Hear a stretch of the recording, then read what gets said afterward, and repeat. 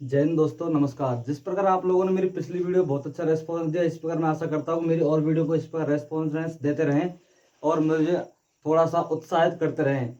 तो देखो, आज हम पढ़ने जा रहे हैं शंकु। तो शंकु के बारे में थोड़ा डिस्कस करेंगे। उससे पहले क्या है, हमें देखो 3D आकृतियों में घन, घनाभ, बेलन, इन तीनों आकृतियों के बारे में परिचर्चा की जा चुकी है और मेरी पिछली वीडियो को उनको जरूर देखें। ये टोटल हमें कंपटीशन के हिसाब से और प्लस एनसीईआरटी स्कूल बेस के हिसाब से बहुत ही इंपॉर्टेंट प्रश्नावली है। तो देखो, आज हम इसी परिचर्चा को आगे बढ़ाते हुए, इसी कड़ी को जोड़ते हुए हम शंकु के बारे में डिस्कस करेंगे। तो देखो, शंकु शंकु क्या होता है कि एक समकोण त्रिभुज होता है। मतलब एक तरीके से समकोण त्रिभुज, जैसे कि ये उसकी हाइट, ये उसकी लेंथ और कर्ण हो गया, मतलब हाइपोथर्मस, और ये उसका बेस हो गया। यदि किसी समकोण त्रिभुज को, ये मान चलो समकोण त्रिभुज है, यदि यहाँ पर थीटा है, ये थीटा है, तो थीटा के सामने वाली भुजा क्या होती है, लंब, और ये क्या होती है, कर्ण। समकोण के सामने शेष भुजा आधार। यदि किसी समकोण त्रिभुज को उसके आधार के समांतर, मतलब ये जो आधार है, इस आधार के परितः चारों ओर एक चक्कर लगाएं, तो हमें क्या प्राप्त होगी, एक आकृति प्राप्त होगी, और उस आकृति का नाम क्या होगा, शंकु होगा। क्या होगा, शंकु। क्या नाम होगा उस आकृति का, शंकु। और हम शंकु के बारे में आज क्या करेंगे, परिचर्चा करेंगे। देखो, शंकु के बारे में ज्ञात करते हैं कि जिस पर मैंने डिफाइन किया था कि एक समकोण त्रिभुज होता है, और समकोण त्रिभुज यदि थीटा इस जगह पर है, तो थीटा के सामने वाली भुजा क्या होती है, लंब, और समकोण के सामने वाली भुजा क्या होती है, कर्ण। क्या होती है, कर्ण। इसको क्या होते हैं, जैसे एक तरीका से ये हो गया हमारे पास लंब, एल से डिनोट कर देते हैं, और बेस आधार, और ये होता है कर्ण। मतलब मैं इसको इस प्रकार लिख रहा हूं, कर्ण, लंब और आधार। तो आधार के परितः चार ओर जब समकोण त्रिभुज को घुमाया जाता है तो एक शंकु की आकृति प्राप्त होती है, मतलब आधार के पर। तो देखो, जब हम शंकु के बारे में डिस्कस करते हैं तो फर्स्ट ऑफ ऑल क्या होता है, शंकु का वक्र पृष्ठीय क्षेत्रफल। शंकु के वक्र पृष्ठीय क्षेत्रफल के बारे में क्या याद रखता है, देखो सबसे पहले क्या होता है, शंकु का वक्र पृष्ठ वास्तव में है क्या चीज है। तो शंकु का जो वक्र पृष्ठीय क्षेत्र होता है 1/2 इंटू आधार का परिमाप, आधार का परिमाप इंटू ऊंचाई। क्या होता है, ऊंचाई। अब देखो सुनो, किस प्रकार निकालते हैं, 1/2 आधार का परिमाप क्या होता है, इंटू 2πr। अब यहाँ पर जो हमें ऊंचाई ली है ना, ये यहाँ पर तिरछी ऊंचाई लेनी है। कौन सी, ये तिर्यक ऊंचाई लेनी है। कौन सी, तिर्यक ऊंचाई, जिसको हम बोल रहे हैं कर्ण। क्या बोल रहे हैं, कर्ण। लेकिन तिर्यक ऊंचाई को किससे डिनोट करते हैं, हम एल से ज्ञात करते हैं। किससे, तिर्यक ऊंचाई। और इसको किससे डिनोट करते हैं, हम एल से डिनोट करते हैं। किससे, एल से। तो देखो यहाँ पर शंकु के आधार का 2πr इंटू तिर्यक ऊंचाई कितनी होगी, एल। यहाँ पे जो हमें लिखी है कौन सी ऊंचाई, तिरछी ऊंचाई, मतलब तिर्यक ऊंचाई। ये जो क्या है हमारे पास, तिरछी ऊंचाई है। तो तिरछी ऊंचाई हमने ये लिख दी यहाँ पर, ठीक है। तो यहाँ से दो कैंसिल, क्या बच गया, पाई आर और एल। ये क्या होता है, शंकु का वक्र पृष्ठीय क्षेत्रफल होता है। क्या होता है, शंकु का वक्र पृष्ठीय क्षेत्रफल। तो पहला फॉर्मूला हमने कंप्लीट कर लिया। किस प्रकार, शंकु का वक्र पृष्ठीय क्षेत्रफल 1/2 आधार का परिमाप इंटू तिरछी ऊंचाई। तो हमें क्या किया, 1/2 2πr इंटू एल। ये हो गया, दो से दो कैंसिल, क्या बच गया हमारे पास, पाई आर एल। ये शंकु का वक्र पृष्ठीय क्षेत्रफल। इसमें फर्स्ट ऑफ ऑल कंडीशन होती है, देखो क्या, कि हमें ये एल का मान किस प्रकार निकालना होता है। तो देखो, मैं एल के मान के लिए एक चीज होता है, जैसे मैंने यहाँ पर एक समकोण त्रिभुज लिया। क्या है, एक समकोण, और शंकु के अंदर हमेशा समकोण त्रिभुज ही होगा। क्या होगा, समकोण त्रिभुज। ये समकोण त्रिभुज, ये उसका क्या होगा, लंब, यहाँ थीटा है, तो ये क्या होगा, इसका आधार, और ये क्या होगा, कर्ण। और कर्ण को क्या बोल रहे हैं हम, तिरछी ऊंचाई, मतलब तिर्यक ऊंचाई। क्या बोल रहे हैं, तिरछी ऊंचाई या तिर्यक ऊंचाई। तो देखो यहाँ पर क्या, जब हम तिर्यक ऊंचाई निकालने तो कर्ण निकालना है, तो क्या करेंगे, देखो ये क्या होता है, शंकु के अंदर आर होगी, ये क्या होगी, शंकु की ऊंचाई, और ये क्या होगा, शंकु का एल। तो मैं यहाँ पर इसको लिख रहा हूं शंकु के अनुसार। किस प्रकार, शंकु के अनुसार, शंकु के अनुसार। तो मतलब शंकु के अनुसार है, तो यहाँ पर ये क्या होगा, आर होगा, ये क्या होगी, एल होगी, और ये क्या होगी, एच होगी। हम शंकु की क्या निकाल रहे हैं, तिरछी ऊंचाई। मतलब शंकु की, शंकु की तिरछी ऊंचाई। तो किस प्रकार निकालें, देखो क्या करना है, हमें कुछ नहीं करना, कर्ण स्क्वायर बराबर आधार स्क्वायर प्लस लंब स्क्वायर प्लस ये हमें क्या लगानी है, पाइथागोरस प्रमेय लगानी है। कौन सी? कर्ण का स्क्वायर बराबर आधार का स्क्वायर प्लस लंब का स्क्वायर, ये लगानी है।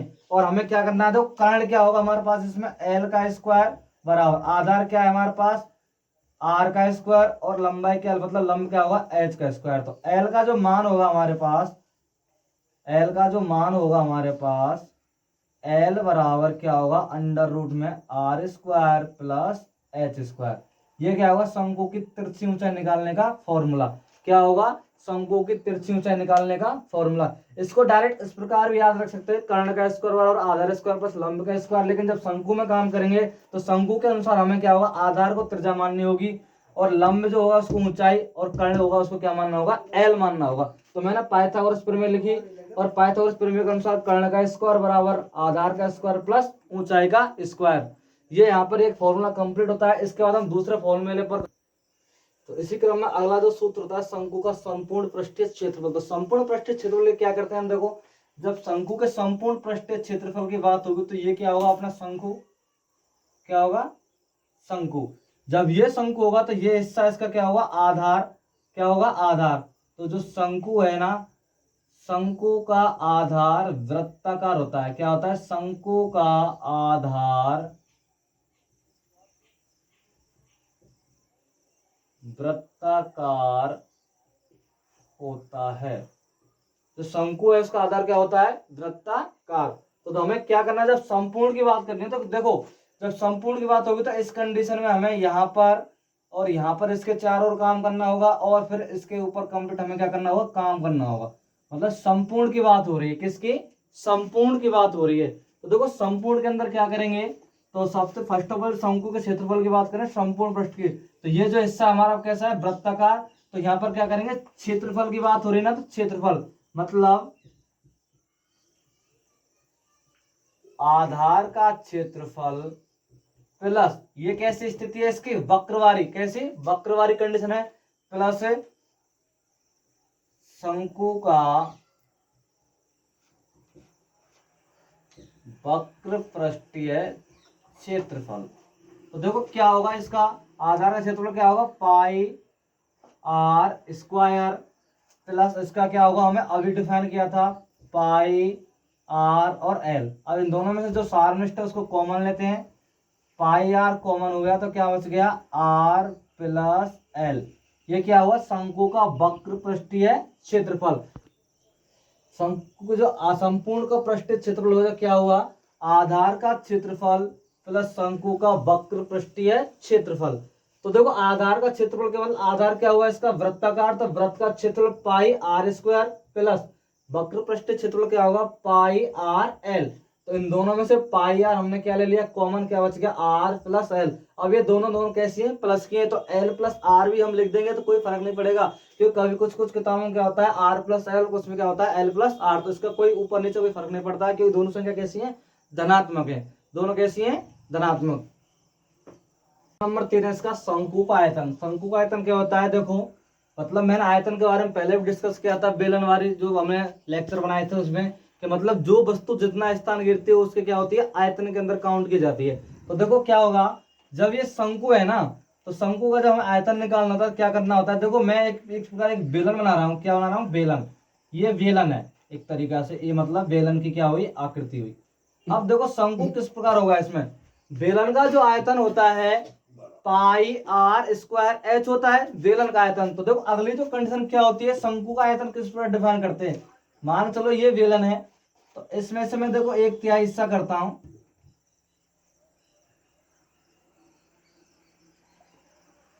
और जो बीच में आकृति है वो किसकी डिफाइन हुई हमारे पास, शंकु की।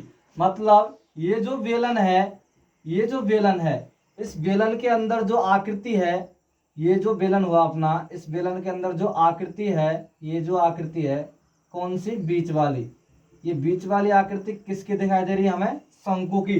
तो हमें इससे ही ज्ञात होता है कि जो शंकु का आयतन होता है, शंकु का जो आयतन होता है वो बेलन के आयतन का 1/3 होता है। क्यों, देखो एक हिस्सा ये, एक हिस्सा है, एक हिस्सा 1 2 3 हो गए मिलके। तो हमें क्या करना है, शंकु का जो आयतन होगा 1/3 इंटू बेलन का आयतन, 1/3 इंटू बेलन का आयतन। बेलन का आयतन क्या होता है, 1/3 इंटू बेलन का आयतन क्या होता है, पिछली वीडियो में डिस्कस किया था, किस प्रकार निकाला था, pi R square H, pi R square H. यदि किसी भी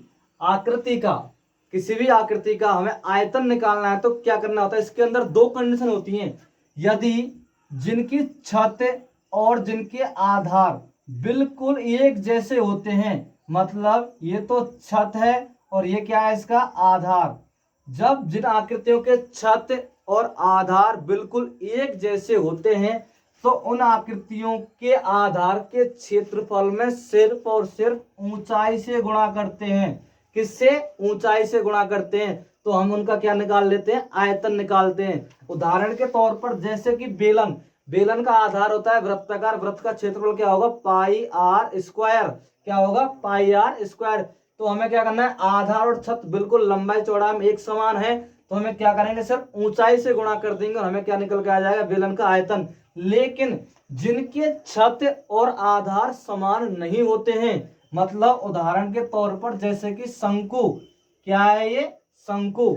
अब देखो ना तो आधार है ये हमारा पास, इसका जितनी लंबाई चौड़ाई आधार की है उतनी इसके शीर्ष की है, क्या, शिखर की, मतलब जो छत की है। मतलब जिनके छत और आधार इक्वल नहीं होते हैं और उन वस्तुओं का जब आयतन निकालते हैं तो क्या करते हैं, 1/3 को क्या करते हैं, इससे मल्टीप्लाई कर देते हैं, मतलब 1/3 क्या कर देते हैं, गुणा, और उस आकृति का क्या निकाल लेते हैं, हम आयतन निकाल लेते हैं। तो देखो हमने भी क्या किया इस क्वेश्चन के अंदर, भाई शंकु के जो आधार की क्षेत्र आयतन की बात कर रहे थे हम, तो मैंने क्या बनाया, फर्स्ट ऑफ ऑल एक बेलन बनाया, बेलन के एक तिहाई हिस्सा किए तो हमें बीच वाली आकृति किसकी प्राप्त हुई, शंकु की प्राप्त हुई। तो इसी कंडीशन को देखते हुए मैंने इसके 3 हिस्सा कर दिए, 1 2 3। तो देखो इसके 1/3, तो 1/3 इंटू आयतन, मतलब किसका, बेलन का आयतन। अब बेलन का आयतन क्या होता है, पाई आर स्क्वायर एच। तो 1/3 into pi R square H, या फिर इसको इस प्रकार से ना डिफाइन करता है, एक सिंपल तरीका, सबसे बेस्ट और इंपॉर्टेंट तरीका होता है किसी भी आकृति का आयतन निकालने का।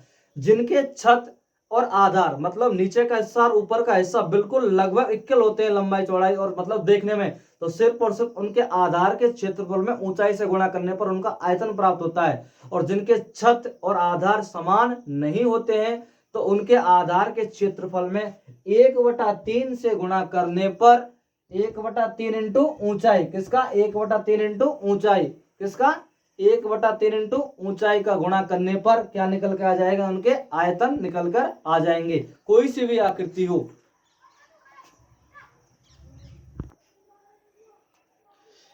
अब देखो बहुत ही इंपॉर्टेंट और मोस्ट फॉर्मूला है ये, फॉर्मूला अपने एनसीईआरटी सिलेबस में नहीं है, लेकिन कंप्यूटर के हिसाब देखा तो ये फॉर्मूला बहुत ही अपने आप में मायने रखता है। तो देखो क्या होता है, उदाहरण के तौर पर एक शंकु होता है, ये शंकु, या फिर हम बोल सकते हैं ये तो हुआ शंकु और ये हुआ हमारे पास एक त्रजखंड, ये क्या हुआ, त्रजखंड, ये क्या हुआ, त्रजखंड। तो देखो यहां पर ये तो हुआ त्रजखंड, त्रजखंड, और ये क्या हुआ, शंकु। तो देखो क्वेश्चन क्या होता है इसके ऊपर, यदि किसी त्रजखंड की, यदि किसी त्रजखंड की, ये इसमें होता है आर मतलब त्रिज्या, यदि किसी त्रजखंड की सीधी कोरों, मतलब इसकी जो भुजाएं सीधी कोरों को संपाती करके यदि शंकु बनाया जाता है तो उसमें क्या क्या चीज बराबर होती है। तो इस चीज को देखो क्या करते हैं, तो मैं यहां पर लिख रहा हूं, यदि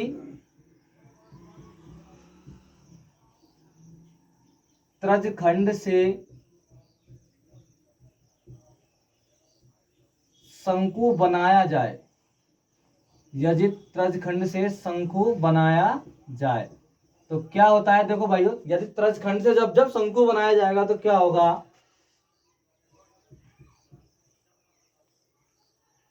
त्रजखंड का जो त्रजखंड होता है, त्रजखंड के चाप की लंबाई जो बराबर होती है शंकु के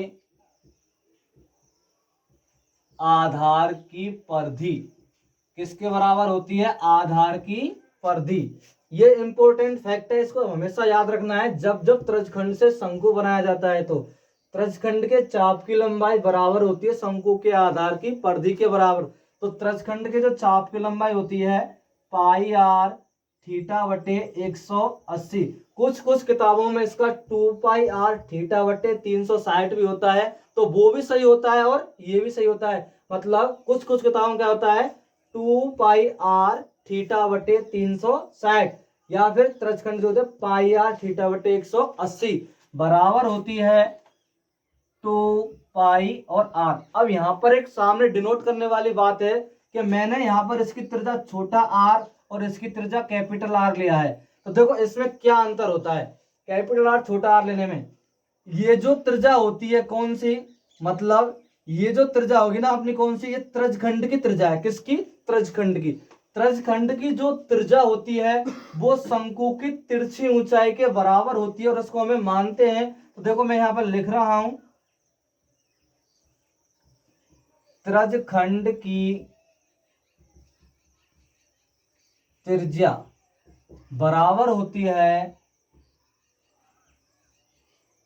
शंकु की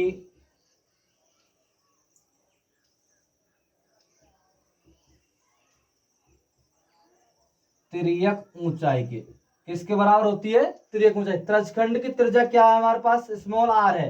मतलब क्या है? Small are. मैंने क्वेश्चन के हिसाब से स्मॉल आर रखी है, वहां पर कुछ भी हो सकती है। त्रिज्यखंड की त्रिज्या क्या है? स्मॉल आर बराबर शंकु की क्या होती है? तिरछी ऊंचाई, मतलब एल के बराबर होती है। ये कंडीशन फॉलो करनी है हमें। और जब जब त्रिज्यखंड की सीधी कोरों को संपाती करके शंकु बनाया जाएगा तो ये कंडीशन विशेषकर ध्यान रखनी है। अब इसी के ऊपर मैं एक बेस्ट इंपॉर्टेंट क्वेश्चन कराने जा रहा हूं। तो क्वेश्चन देखो किस प्रकार है।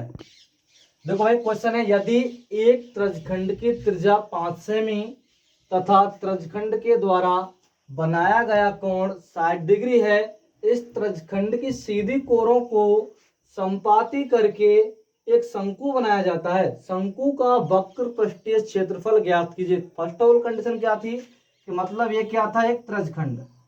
क्या था? त्रिज्यखंड। और थीटा कितने डिग्री का बना रहा है? 60 डिग्री का। और दूसरी कंडीशन क्या है? बना क्या रहा है? ये एक शंकु बना रहा है। क्या बना रहा है भाई?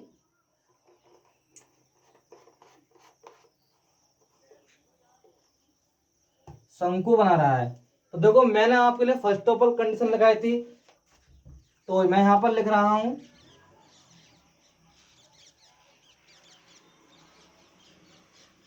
त्रिज्यखंड की त्रिज्या बराबर 5 सेमी और जो थीटा है वो कितने डिग्री का? 60 डिग्री का। अब जब शंकु बनाया जाएगा तो कौन सी कंडीशन अप्लाई होगी इसके ऊपर? तो देखो क्या करना है। तो त्रिज्यखंड के मतलब जो चाप की लंबाई होती है, यहां पर लिख रहा हूं मैं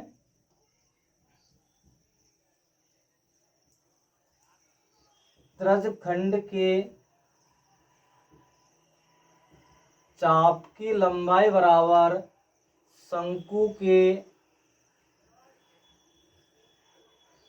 आधार का परिमाप। तो देखो भाइयों त्रिज्यखंड के चाप की लंबाई है। जब मैं आपके लिए वृत्त से संबंधित चीज पढ़ाऊंगा तो मैं उसमें सब चीज को डिफाइन करूंगा। चाप की लंबाई क्या चीज है, चाप क्या होता है, त्रिज्यखंड क्या होता है, लघु वृत्तखंड क्या होता है, दीर्घ वृत्तखंड क्या होता है, इन सबको मैं क्या करूंगा आपके सामने डिफाइन करूंगा। अभी क्वेश्चन बीच में आया था तो इस वजह से मैंने इसको सीधा ही लिख दिया है। जब मैं आपके लिए वृत्त पढ़ाऊंगा तो वृत्त के अंदर सब चीज बताऊंगा। चतुर्थांश क्या होता है, ये जो कंडीशन होगी सब दिखाऊंगा कौन कौन चीज क्या होंगी। तो देखो त्रिज्यखंड के चाप की लंबाई क्या होती है? पाई आर थीटा बटे 180। ये क्या होगी? त्रिज्यखंड के चाप की लंबाई। मतलब कुछ किताबों में क्या होता है 2 पाई आर थीटा बटे 360 होता है, वो भी सही होता है। और पाई आर थीटा बटे 180 ये भी सही होता है। अगली कंडीशन में क्या होता है 2 पाई आर। अब देखो भाइयों मैंने यहाँ पर एक स्मॉल आर लिया और एक कैपिटल आर लिया है। क्यों? क्योंकि इन दोनों की त्रिज्याओं में अंतर होता है, दोनों की त्रिज्या अलग अलग निकलती है। तो देखो किस प्रकार हल करेंगे इस क्वेश्चन को। पाई से तो पाई को कैंसिल कर दें, ठीक है। अब यहाँ बच्चा आर थीटा बटे 180 बराबर 2 आर के कैपिटल आर, ये जो चीज बची है अपनी। तो देखो मैं अब क्वेश्चन को क्या तो क्या होता है, पाई से पाई कैंसिल कर दिए तो यहाँ बचा अपने पास आर थीटा बटे 180 बराबर 2 कैपिटल आर के। तो देखो स्मॉल आर का मान जो क्या है हमारे पास 5 सेमी इंटू थीटा कितना है 60 डिग्री बटे 180, 0 से 0 कैंसिल, 6 कम 6 6 18 बराबर 2 आर के, बराबर 2 आर के। तो यहाँ बच गया हमारे पास 5/3 बराबर 2 आर। हमें यहाँ से इसका मान चाहिए आर का, तो क्या करेंगे, 2 को भी इससे क्या कर देंगे गुणा, 5/3 गुणा क्या हो जाएगा 2 बराबर आर के। तो हम इसको लिख सकते हैं 5/6 बराबर किसके, आर की। ये क्या निकल के आई हमारे पास, शंकु जो है उसकी क्या निकल के आई, त्रिज्या निकल के आई। क्या निकल के आई, शंकु की त्रिज्या। अब देखो सुनो, त्रिज्यखंड की त्रिज्या और शंकु की त्रिज्या में अंतर हो गया, तो कैपिटल आर और स्मॉल आर का संबंध समझ में आ गया, क्यों हमने कैपिटल आर रखना है, क्यों हमें स्मॉल आर रखना है। तो अब इसके बाद हमें जो शंकु की त्रिज्या निकल के आई है, कैपिटल आर जो मान निकल के आया है, उसके बाद अगली कंडीशन क्या थी, जो त्रिज्यखंड की त्रिज्या होती है वो क्या होती है, शंकु की तिर्यक ऊंचाई होती है। क्या होती है, शंकु की तिर्यक ऊंचाई जो त्रिज्यखंड। अगली कंडीशन क्या है, त्रिज्यखंड की त्रिज्या बराबर शंकु की तिरछी ऊंचाई या फिर तिर्यक ऊंचाई, तिरछी ऊंचाई। तो त्रिज्यखंड की त्रिज्या कितनी है 5 सेमी और इसकी कितनी हो गई अपने पास एल। तो देखो हमें दो चीज प्राप्त हो गई यहाँ से, अपना जो कैपिटल आर का जो मान था वो कितना था 5/6 सेंटीमीटर और त्रिज्यखंड की जो तिरछी ऊंचाई कितनी है 5 सेंटीमीटर। तो हमें क्या निकालना था, शंकु का वक्र पृष्ठीय क्षेत्रफल। तो देखो क्या होता है, शंकु का वक्र पृष्ठीय क्षेत्रफल बराबर पाई आर और एल। ये क्या है, इसका वक्र पृष्ठीय क्षेत्रफल। तो हमें क्या करना है, तो पाई का मान हमें क्या रखना है 22/7 इंटू आर का मान कितना प्राप्त हुआ हमारे पास 5/6 इंटू, और इसकी जो तिरछी ऊंचाई वो कितनी है 5, कितनी है 5। तो देखो सुनो, यदि हम पाई का मान नहीं रखें तो हमारे पास सीधा सीधा क्वेश्चन का उत्तर प्राप्त हो जाएगा। यदि हम पाई का मान रखें तो हमारे पास पॉइंटों में आ जाएगा उत्तर। यदि हम पाई का मान नहीं रखते हैं, अगली कंडीशन क्या है, यदि हम पाई को पाई रहने देते हैं और 5/6 इसकी क्या है त्रिज्या और 5 क्या है इसकी तिर्यक ऊंचाई, तो हम इसको हल कर देते तो क्या होगा, 5 गुणा 5 करने पर 25/6 और पाई वर्ग सेंटीमीटर। ये क्या होगा, इसका आंसर होगा। क्या होगा इसका आंसर। यदि हम पाई के मान को रख देते हैं 22/7 या 3.14, फिर जो इसका जो आंसर होगा वो इसका उत्तर मान होगा। ये भी उत्तर सही होगा। यदि हम इस मान को हल कर देते हैं तो ये भी उत्तर क्या होगा, सही होगा। इसी प्रकार देखो आगे यदि हम एक और कंडीशन देखें तो इसके अंदर क्या है कि कभी कभी त्रिज्यखंड के अंदर वर्ग बना दिया जाता है, तो उस वर्ग में क्या होता है। तो मैं आशा करता हूं कि मेरे द्वारा जो पढ़ाई गई है आपके लिए बहुत ही अच्छी और इम्पोर्टेंट चीज लगी होगी और आपकी बहुत ही समझ में आई होगी। ठीक है, तो इसके बाद हम अगली वीडियो लेकर आएंगे और मुझे आप अपना ऐसा ही प्यार देते रहें और इससे मैं और कुछ आगे कर सकूं। तो मैं इसी बात पे थोड़ी सी बात करना चाहता हूं कि क्या होता है कि एक बार दो मेंढक थे, एक बार क्या थे, दो मेंढक थे। तो उन दोनों मेंढकों में क्या था कि किसी ने कहा है कि यदि मेंढक को धरती के कितने भी अंदर मतलब लगभग औसत नीचाई में जो गहराई होती है उसमें गाड़ दिया जाए तो मेंढक फिर भी जिंदा हो जाता है, मतलब जिंदा रहता है। यदि साइंस के हिसाब से देखें तो यदि मेंढक को दही के अंदर डाल दिया जाए तो वो खत्म मर जाता है। तो दो मेंढक लिए किसी ने और उन दोनों मेंढकों में से क्या किया कि दोनों मेंढक किसी ने दही में डाल दिए, और दही में डालने के बाद एक मेंढक ने सोचा कि यार आज तो हम दही में डाल दिए और आज तो हमें मरना है। तो एक मेंढक तो क्या अपने मन में यही विचार ली कि यार आज तो हमें मरना है, बस तो मरना ही है। और दूसरा मेंढक सोच रहा चलो जिंदगी तो कुछ दिन के लिए खफा तो हो ही रहे हैं, चलो कुछ थोड़ा काम कर ले जाए। उसने अपने हाथ पैर चलाना स्टार्ट किया, उस मेंढक ने अपने क्या किया हाथ पैर चलाना स्टार्ट किया, और उसने हाथ पैर इतनी तेजी से चलाए, इतनी तेजी से चलाए कि उसने अपनी जी जान एक लगा दी। तो उस दही का क्या बन गया, मथते मथते उसकी छाछ हो गई और उसके ऊपर क्या बन गया, एक मक्खन की तो ऊपर परत हो गई, मक्खन की लौनी बन गई। और जब वो मक्खन की लौनी बनी तो मेंढक ने उस मक्खन के ऊपर आकर क्या लगा दी, छलांग। तो बच्चों इसी से एक शिक्षा मिलती है कि जिंदगी में कोई भी काम करने से पहले उसके उचित और अनुचित परिणाम के बारे में नहीं सोचना चाहिए। जो अपने मन में है उसका अथक प्रयास, भरसक प्रयास हो सके संपूर्ण रूप से करना चाहिए। जय हिंद दोस्तों, नमस्कार। मेरी बहुत ही अच्छी और इफेक्टिव लगी हो तो चैनल को लाइक और शेयर और सब्सक्राइब करना ना भूलें। मेरा चैनल का नाम है मैथ्स बाय कुमार ओकेश।